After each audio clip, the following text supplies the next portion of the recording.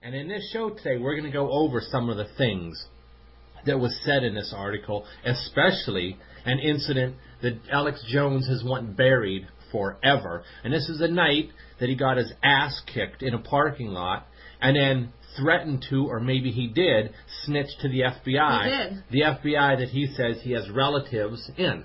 So, please. Yeah. Shelly Tumbleson is a cable access producer and actually worked at the same station as Alex Jones in Austin, Texas. So this guy knows him firsthand, and it's curious that this doesn't get talked about more on the internet, but, you know...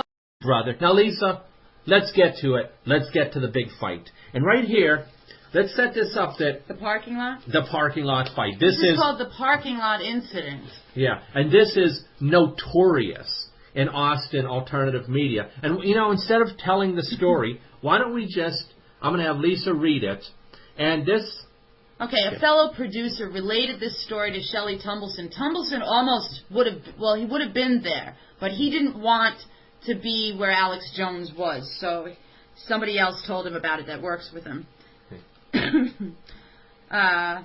Alex challenged a man to step outside into the parking lot. This man had ridiculed him, I guess called him a jarhead. Yeah. I mean, it was common there to call him Jarhead Jones. Yeah, and this guy would call into Alex's show and prank him, okay? Yeah, and so Alex didn't like him calling in. He would do it to all the shows, but apparently he really liked calling in and pranking Alex.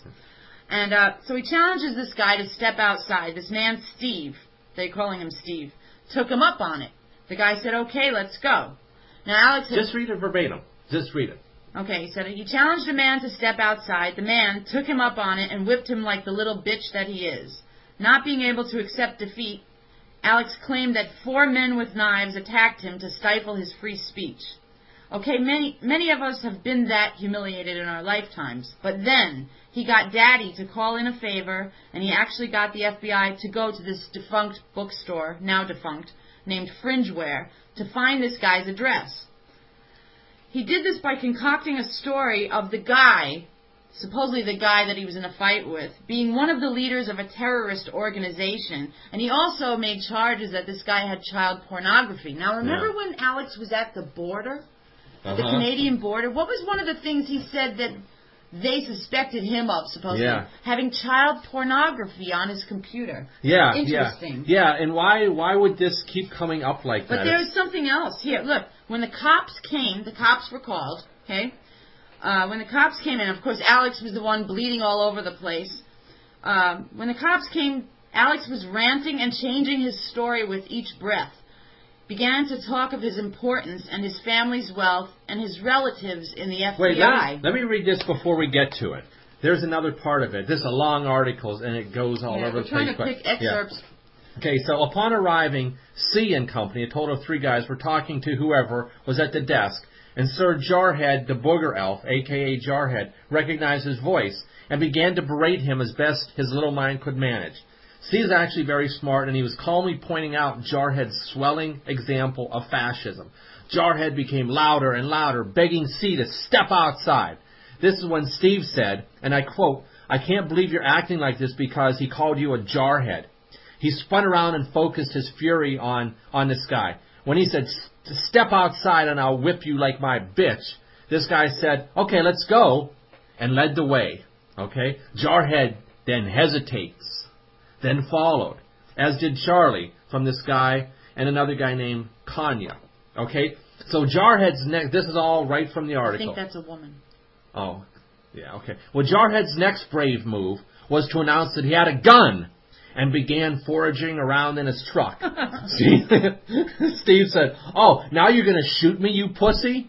Jarhead came from the truck with his hand in his pocket and slowly advanced towards Steve.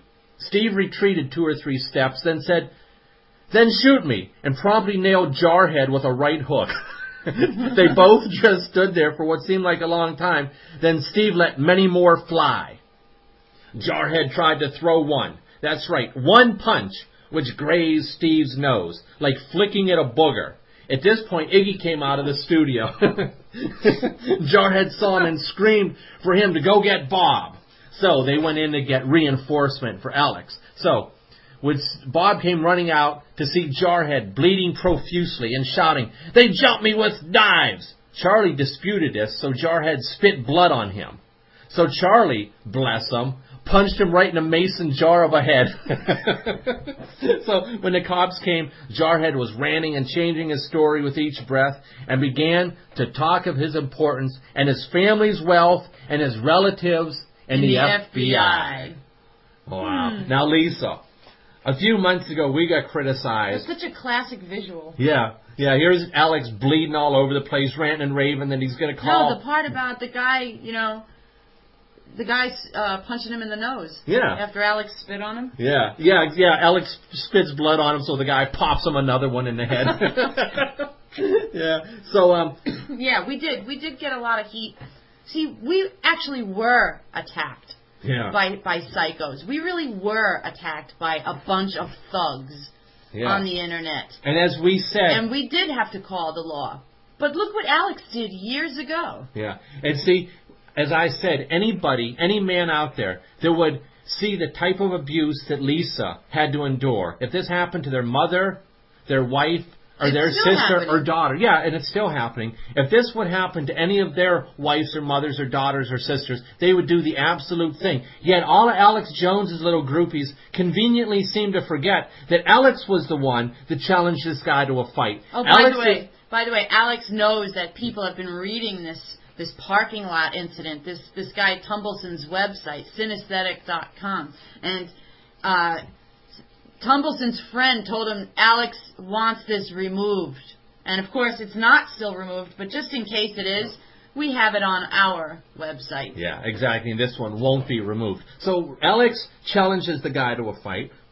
Alex is the one popping off to him. Alex is the one that challenges him to go out in the parking lot. Yeah, Alex started the whole thing, and it reminds me of Berlin. Yeah. With the police. Yeah. So when they go out, when the guy says, "Yeah, let's go out in the parking lot," then Alex is taken aback, and he knows that if he doesn't go out, then he's going to look like a big pussy. So what does Alex do? He says he has a gun in his truck. And so what does he do? The finger in the pocket? Yeah.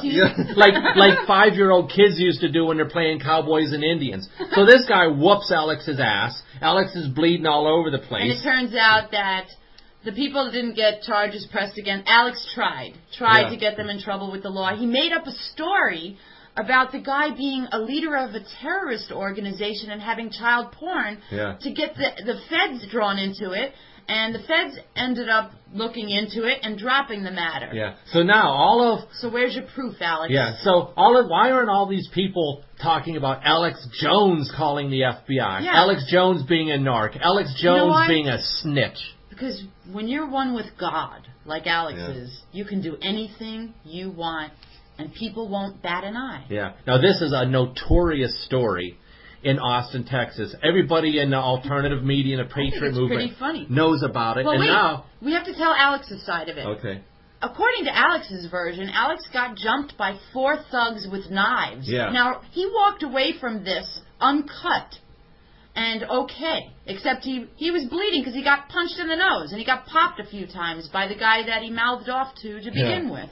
But if you're jumped by 4 men with knives, how do you come away from that without a cut on you? And what Alex's people did then a knife cut. Was start calling all these little radio shows and telling Alex's side of the story. That's what happened the next day. Yeah. He had all his minions call every radio his and access show to tell his side of the story. That Alex was jumped by 4 terrorists. And then when Tumbleson's, the anti-Alex camp tried to call those same shows to present the other side of the story, they were not allowed to. Yeah. Imagine that. Just like Radio Free Austin. That doesn't happen now, does it?